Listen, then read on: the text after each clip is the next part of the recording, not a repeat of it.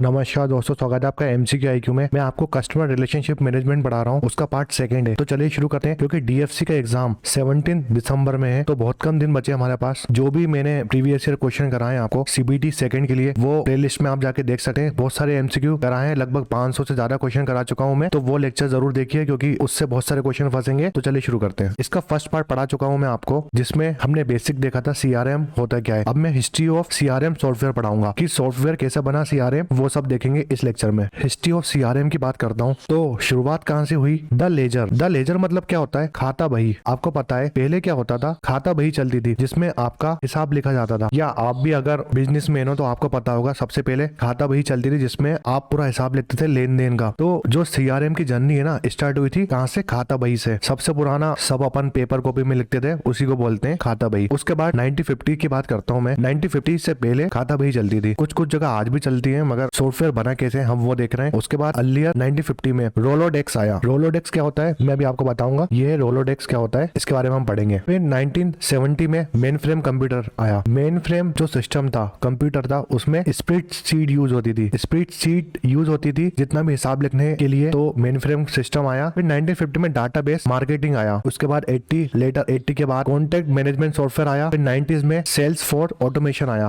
फिर 1995 में बर्थ हुआ सीआरएम एक्रोनिम का। फिर 90 में सीआरएम मोबाइल में आ गया। फिर 2000 के बाद सास और सीआरएम क्लाउड ऐप आया। अब मोबाइल क्या, आप मोबाइल में ये ऐप डाउनलोड कर लीजिए। उसके बाद जो भी खाता वही है, वो सब आप कॉन्टेंट इन्फॉर्मेशन है, आपका डेटा वगैरह सब मोबाइल में कर सकते हो। तो ये कब आया? 90s के बाद। तो जो इवोल्यूशन हुआ सीआरएम का, उसका पूरा जो बेसिक है या टाइमलाइन है उसकी, वो मैंने इस पीडीएफ में डाल दी है। आप एग्जाम टाइम इसको देख के जा सकते हैं, जिससे आपको बहुत हेल्प मिलेगी। क्योंकि डायरेक्ट क्वेश्चन आ जाता है कि रोलोडेक कब इंट्रोड्यूस हुआ था, कौन से ईयर में इंट्रोड्यूस हुआ, तो डायरेक्ट क्वेश्चन आते हैं इससे। तो ये टाइमलाइन इसलिए मैंने पीडीएफ में डाली है, क्योंकि आपको जब एग्जाम टाइम ये रिवीजन करके जाना है। देखिए रोलोडेक्स जो है ना, रोलोडेक बहुत सारे टीचर हैं जिन्होंने गलत पढ़ाया है। मैंने बहुत सारी वेबसाइट में देखा। इस टाइमलाइन में आप देख लीजिए, ये दोनों अलग अलग वेबसाइट से लिए गए स्क्रीनशॉट है। दोनों में जो रोलोडेक्स है ना, वो 1950s में आया था। मगर कुछ टीचर यूट्यूब में ऐसे हैं जिन्होंने 1980 के बाद रोलोडेक्स को इंट्रोड्यूस करा है। तो मेरे हिसाब से और जितनी वेबसाइट देखी है मैंने, उसमें 1950 रोलोडेक्स इंट्रोड्यूस हुआ था। यात्रा की शुरुआत कहाँ से हुई थी? खाता बही से। लेजर, आपको पता है लेजर ये बुक होती थी और एक पेन होता था। उसमें हम जितनी भी इंफॉर्मेशन है अकाउंट की या डिटेल होती थी एक कस्टमर की, वो सब लिखते थे लेजर में, खाता बही में। तो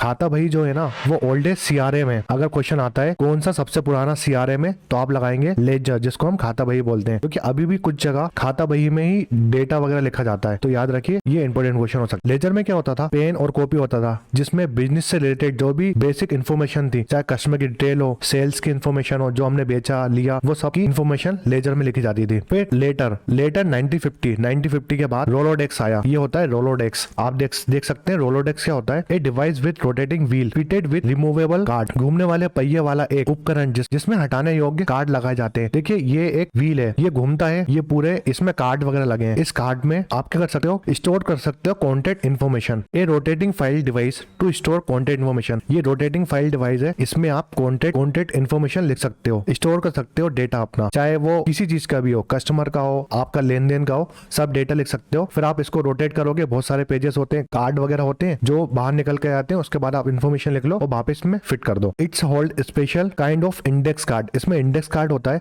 जिसको आप रिमूव भी कर सकते हो और एड भी कर सकते हो रोटेटिंग स्पिंडल में। Each card contain detail about the person in company. हर एक कार्ड में डिटेल होती है पर्सन की और उस कंपनी की। ये काम आता था रोलोडेक्स। 1956 में, ये बहुत इंपॉर्टेंट क्वेश्चन है, एग्जाम में बहुत आता है। 1956 में डेनिश इंजीनियर थे हेल्डोर निल्सन थे ना, उनने इन्वेंट करा था रोलोडेक्स को। ये एग्जाम में बहुत आता है क्वेश्चन। इंप्रूव वर्जन ऑफ वेल्डेक्स का जो वेल्डेक्स एक डिवाइस होता था, वो भी इसी काम आता था। उसका अपडेट वर्जन बनाया था रोलोडेक्स। किसने? हेल्डोर निल्सन ने। बहुत इंपॉर्टेंट क्वेश्चन है, याद रखना, एग्जाम में आएगा। फिर अर्लियर 1970 की बात करते हैं, तो मेन फ्रेम कंप्यूटर आया था। तो जब मेन फ्रेम कंप्यूटर आया था, तो डिजिटलाइजेशन स्टार्ट हो गया था मेन फ्रेम कंप्यूटर के साथ। एग्जाम में क्वेश्चन आ सकता है कि सीआरएम में डिजिटलाइजेशन कब स्टार्ट हुआ था? तो जब 1970s में मेन फ्रेम कंप्यूटर आया था, उस टाइम डिजिटली अपना डेटा वगैरह सब स्टोर करने लगे थे मेन फ्रेम कंप्यूटर के द्वारा। तो mainframe digital all manual files to save storage space, organise customer data and facilitate quick search. आपको पता है अभी हम लैपटॉप वगैरह में काम करते हैं, तो हमें कोई भी डाटा चाहिए होता है तो हम सर्च करते हैं। मान लो आपको कोई फाइल ढूंढनी है, तो आप जो आपने डेटा स्टोर कर रखा है, आप जाओगे सर्च बार में और आप सर्च कर लोगे। तो वही दिया है मेन फ्रेम डिजिटल कंप्यूटर, इसमें स्टोरेज बहुत था और आप कस्टमर का डेटा सेव कर लेते, और जब आपको ढूंढना होता था तो आप जैसे सर्च करोगे तो क्विक सबसे जल्दी वो डेटा आपके सामने आता था। खाता भाई और रोलोडेक्स में ऐसा नहीं होता था, आपको ढूंढना पड़ता था। मगर जब डिजिटाइजेशन हुआ ना, मेन फ्रेम कंप्यूटर आया, तो आपका काम बहुत आसान हो गया। जैसे अभी हम लैपटॉप वगैरह में काम करते हैं तो जो चीज ढूंढनी होती है ऊपर सर्च करते हैं, वैसे ही मेन फ्रेम कंप्यूटर में होता था। एग्जाम में क्वेश्चन क्या आएगा, पहला क्वेश्चन आएगा 1970 में मेन फ्रेम कंप्यूटर आया था। और मेन फ्रेम कंप्यूटर में हम जो डाटाबेस है कस्टमर का डेटा वगैरह स्टोर किससे करते थे, तो स्प्रेडशीट यूज होती थी मेन फ्रेम कंप्यूटर में। ये बहुत इंपॉर्टेंट क्वेश्चन है। स्प्रेडशीट यूज करते थे हम मेन फ्रेम कंप्यूटर में, उसमें डेटाबेस वगैरह स्टोर होता था। याद रखो, इंपॉर्टेंट क्वेश्चन है। 90s 80s में डाटाबेस मार्केटिंग लेके आए। देखिए, database marketing play the major role in history of CRM software. It was the first big move to integrate customer with sales strategy. CRM software के इतिहास में database marketing ने एक प्रमुख भूमिका निभाई। बिक्री रणनीति के साथ ग्राहकों को एकीकृत करने का एक पहला बड़ा कदम है। देखिए, डाटाबेस मार्केटिंग होती क्या है। डिटेल ऑफ कस्टमर, आप याद रखो, डिटेल ऑफ कस्टमर। कस्टमर की डिटेल क्या क्या होती है, जैसे उसका नाम, एड्रेस, फोन नंबर, एज, उसका ईमेल नंबर। अब क्या होता था, ये जितनी भी इंफॉर्मेशन है कस्टमर की, ये कस्टमर डिटेल है, ठीक है। ये जितनी भी इंफॉर्मेशन है, name, address, phone, age, email, ये सब हम कस्टमर की ले लेते थे। उसके बाद आपको पता है, अभी अगर आपको कोई ऑफर देना है, आपके पास बहुत सारे ऑफर आते हैं। जैसे आप आजकल फ्लिपकार्ट, अमेजोन, जैसे जियो का मैसेज आता है कि आप 240 का रिचार्ज करो, उसके बाद 6 महीने 1 साल की आपको वैलिडिटी मिलेगी। तो वैसे ईमेल के थ्रू जंक एसएमएस आते हैं, ऑफर वाले एसएमएस, ये सब आप प्रोवाइड कराते हो कस्टमर को। तो आपने डिटेल रख ली कस्टमर की, नेम, एड्रेस वगैरह सब। उसके बाद आप ऑफर वगैरह प्रोवाइड कराओगे इनके थ्रू। उस चीज को, उस कॉन्सेप्ट को बोलते हैं हम डाटाबेस मैनेजमेंट, ठीक है। डेटाबेस मैनेजमेंट किसको बोलते हैं, इस कॉन्सेप्ट को पूरे। तो याद रखो, डेटाबेस मैनेजमेंट ये होता है सीधी सारी लैंग्वेज में। डेटाबेस मार्केटिंग क्या होता है, जो आप कस्टमर के साथ डायरेक्ट जोड़ सकते हो, एनालिसिस कर सकते हो कस्टमर की डिटेल और कस्टमर का बिहेवियर। इन सब चीजों से आप देख सकते हो कि आपने अगर ऑफर दिया तो कस्टमर उस ऑफर को यूज करता है कि नहीं। इससे कस्टमर का बिहेवियर पता चलता है और आपका कस्टमर गेन बढ़ता है, ठीक है। आपको कस्टमर बढ़ेंगे, इससे बहुत फायदा होता है। रॉबर्ट डी बॉब और केट केस्टरबम पायनर थे डाटाबेस मार्केटिंग के। याद रखो, बहुत इंपॉर्टेंट क्वेश्चन है कि पायनर कौन है डाटाबेस मार्केटिंग के। तो रॉबर्ट डी बॉब और केट केस्टरबम। मुख्य रूप से रॉबर्ट डी बॉब और केट केस्टरबम ने डेटाबेस मार्केटिंग के बीड़ा उठाया। They develop the new metric including customer lifetime value and applying finance modelling to marketing strategy. देखिए, रॉबर्ट डी बॉब और केट केस्टरबम, इनने दिया था कॉन्सेप्ट, दो चीज का कॉन्सेप्ट दिया था, एक डेटा बेस मार्केटिंग का और एक दिया था कस्टमर लाइफ टाइम वैल्यू का, जिसको CLV बोलते हैं। तो कस्टमर लाइफ टाइम वैल्यू और डेटाबेस मार्केटिंग का इनने कॉन्सेप्ट दिया था, और अप्लाइंग फाइनेंस मॉडलिंग का भी इन्होंने कॉन्सेप्ट दिया था। तो ये चीज याद रखो, क्योंकि मैंने कुछ वेबसाइट में देखा है, उसमें डेटाबेस मार्केटिंग के पायनर रॉबर्ट केस्टरबम दिया है, मगर उनका पूरा नाम है रॉबर्ट डी बॉब और केट केस्टरबम। याद रखो, एग्जाम में क्वेश्चन आ सकता है। 67 में 1967 में इन्होंने कंसल्टिंग टीम स्टार्ट करी, फिल्म या ऑर्गेनाइजेशन स्टार्ट करी, जिसका नाम था केस्टरबम एंड कंपनी। इसमें ये ट्रेनिंग देते थे मेनी डेटाबेस मार्केटिंग लीडर को, और इनके साथ रॉबर्ट ब्लेडबर्ग, रिक कॉटनेक और रॉबर्ट शो थे। 1967 में उन्होंने परामर्श फार्म केस्टरबम एंड कंपनी की स्थापना की। यहाँ रॉबर्ट ब्लेडबर्ग, रिक कॉटहक्स और रॉबर्ट शो जैसे कई डेटाबेस मार्केटिंग नेता और विचारकों के लिए परीक्षण का मैदान था। तो 1967 में इन्होंने एक कंपनी स्टार्ट करी केस्टरबम एंड को, जिसमें डेटाबेस लीडर थे जितने भी, उनको उसकी ट्रेनिंग देते थे। फिर 1980 में केस्टरबम कोलैबोरेटेड विद रॉबर्ट शॉ। फिर केस्टरबम ने किसके साथ हाथ मिलाया, रॉबर्ट शॉ के साथ, और डेवलप किया database marketing for many big company. इन्होंने डेवलप किया डेटाबेस मार्केटिंग बड़ी बड़ी कंपनियों के लिए, जैसे BT के लिए, BA और बार्कले के लिए। ये सब इन्होंने डेवलप करा डाटाबेस मार्केटिंग इन बड़ी बड़ी कंपनियों के लिए। किसने, केस्टरबम और रॉबर्ट शॉ ने। तो ये डेट भी याद रखना आप, 1980 में इन दोनों ने कोलैबोरेट किया, और 1967 में क्या हुआ था, ये कंपनी बनी थी केस्टरबम एंड कंपनी। इससे पहले जो डाटाबेस मार्केटिंग का कॉन्सेप्ट दिया था रॉबर्ट डी बॉब ने और केट केस्टरबम ने। फिर 1980s में आते हैं कॉन्टेक्ट मैनेजमेंट सिस्टम सॉफ्टवेयर आया, ठीक है। याद रखो, ये ईयर भी याद रखना आप। 1986 में माइक मोहने एंड पेट सुलिवन ने क्या फाउंड करा, कंडक्टर सॉफ्टवेयर। कहां पर, टेक्सास में, कैरलटन टेक्सास में इन्होंने कंडक्टर सॉफ्टवेयर बनाया। किसने, माइक मोहने एंड पेट सुलिवन ने। इंपॉर्टेंट क्वेश्चन 1986 में। और इन्होंने एक नया प्रोजेक्ट स्टार्ट करा, जिसका नाम उन्होंने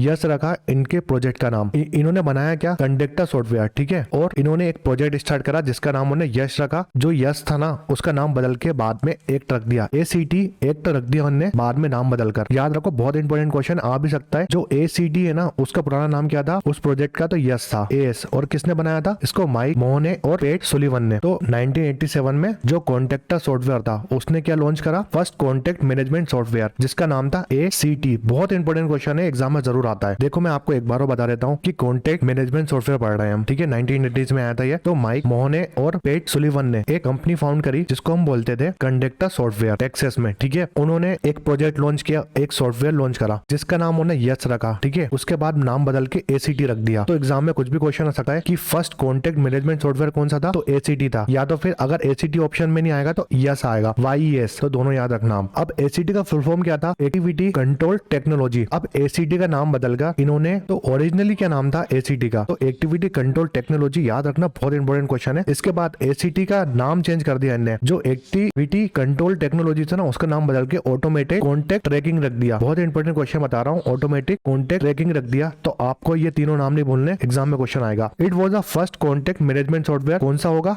एसीटी, एग्जाम में क्वेश्चन आएगा। तो CMS contact management system was nothing but digital Rolodex. मैंने आपको रोलोडेक्स पढ़ाया था ना अभी, जो व्हील लगे होते हैं और वो घूमता है, उसमें आपके कॉन्टेक्ट इन्फॉर्मेशन लेके जाते थे, ऊपर पढ़ाया था। तो ये रोलोडेक्स का डिजिटल वर्जन था। आपको पता है डिजिटलाइजेशन स्टार्ट हो गया था मेन फ्रेम कंप्यूटर से, तो जो कॉन्टेक्ट मैनेजमेंट सॉफ्टवेयर था ना वो रोलोडेक्स का डिजिटल वर्जन था। ये हेल्प करता था बिजनेस को स्टोर और manage customer data efficiently. It's connect various business like sales, marketing, service, mostly by back end job. ये कनेक्ट करता था जितने भी बिजनेस है हमारे, सेल्स हो, मार्केटिंग हो, सर्विस हो, सबको बैक एंड और उनके जॉब के साथ। CRM कस्टमर रिलेशन मैनेजमेंट का यह पार्ट सेकंड था, जिसमें हमने हिस्ट्री का पहला पार्ट करा है। एग्जाम बहुत पास में है, और जो मैं पढ़ा रहा हूँ वो एग्जाम से क्वेश्चन आ चुके हैं, वहीं से उठा के मैं आपको कंटेंट पढ़ा रहा हूँ। तो ये इंपॉर्टेंट कंटेंट है, इसके बारे में क्वेश्चन भी कर लेंगे तो आपका कवर हो जाएगा ये टॉपिक। 17 दिसंबर को एग्जाम है। जितने भी वीडियो पढ़ाए मैंने करंट अफेयर से रिलेटेड वीडियो है, वो सब पढ़ लो आप, क्योंकि बहुत सारे क्वेश्चन उससे बचेंगे। MCQ क्वेश्चन एक भी मत छोड़ना, जो मैं पहले ही पढ़ा चुका हूँ CBT 2 के। जब CBT 1 का एग्जाम हुआ था उसके बाद ही मैंने स्टार्ट कर दिया था CBT 2 का पढ़ाना, तो बहुत सारे क्वेश्चन करा चुका हूँ मैं आपको, वो जरूर देखिए आप प्लेलिस्ट में जाके। CBT सेकंड लिखा होगा उस लेक्चर में। अगर वीडियो पसंद आए तो लाइक करें, शेयर करें, सब्सक्राइब करें। हमारे MCQ IQ को टेलीग्राम चैनल ज्वाइन कर लीजिए, जिसकी लिंक आपको डिस्क्रिप्शन में मिल जाएगी। आप हमारे इंस्टाग्राम चैनल में भी जुड़ सकते हैं, जिसकी लिंक आपको डिस्क्रिप्शन या जो यूट्यूब पेज होता है उसके अबाउट में मिल जाएगी आपको इंस्टाग्राम की लिंक। कमेंट सेक्शन में कमेंट करके बताएं वीडियो कैसा लगा। Thanks for watching MCQ IQ।